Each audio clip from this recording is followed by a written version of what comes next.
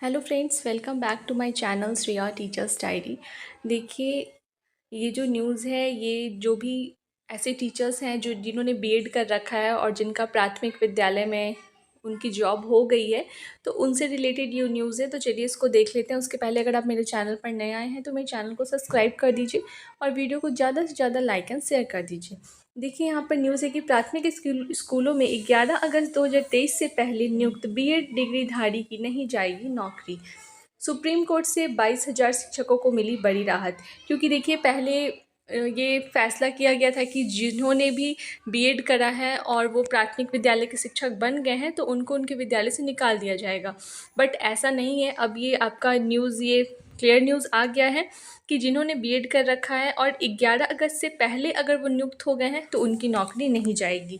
Supreme court ने कहा है कि प्राथमिक स्कूल में 11 अगस्त 2023 से पहले नियुक्त बीएड डिग्रीधारी की नौकरी नहीं जाएगी। इससे 22,000 शिक्षकों को राहत मिली है। दरअसल बीएड व डीएलएड विवाद पर सुप्रीम कोर्ट ने 8 अप्रैल को फैसला सुनाया था, जिसे अब वेबसाइट पर डाल दिया गया है। बीएड और डीएलएड विवाद में मध्य प्रदेश सरकार द्वारा सुप्रीम कोर्ट में स्पष्टीकरण आवेदन पर जस्टिस अनिरुद्ध बोस और जस्टिस सुधांशु धूलिया ने स्पष्ट किया है कि यह स्पष्टीकरण एक रिक्यू और इसमें जो स्पष्ट करना चाहते हैं वह पूरे भारत में लागू, न कि किसी एक राज्य में।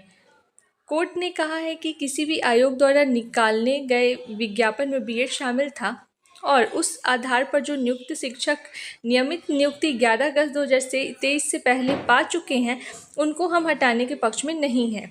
उनको उनके विज्ञापन में बीएड शामिल होने की शर्त पर एक्टिविटी दी जाएगी।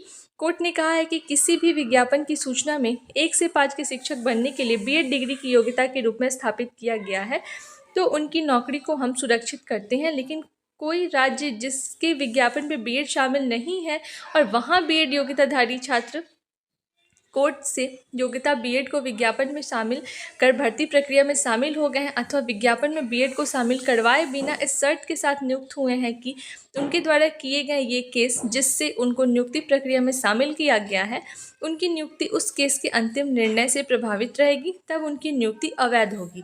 देखिए, यहाँ पर कहने का मतलब है कि जो नोटिफिकेशन आता है तो उसमें नोटिफिकेशन में लिखा था, पहले जो नोटिफिकेशन आया था प्राइमरी के लिए, कि जो अगर आप बीएड किए हो तो आप एलिजिबल हो। तो अगर आपके नोटिफिकेशन में लिखा है कि आप एलिजिबल हो और तब आपने फॉर्म फिलअप किया है तो ये आपका, इससे आपकी नौकरी नहीं जाएगी। अगर किसी नोटिफिकेशन में नहीं लिखा है कि आप बीएड हो और आप अलाउड हो, तब आपकी नौकरी जा सकती है। तो ये क्लियर कर दिया है सुप्रीम कोर्ट ने। आई होप आपको मेरी ये बात समझ में आ गई होगी। अब आपका जो भी डाउट था बीएड और डीएलएड को लेकर, ये क्लियर भी हो गया होगा।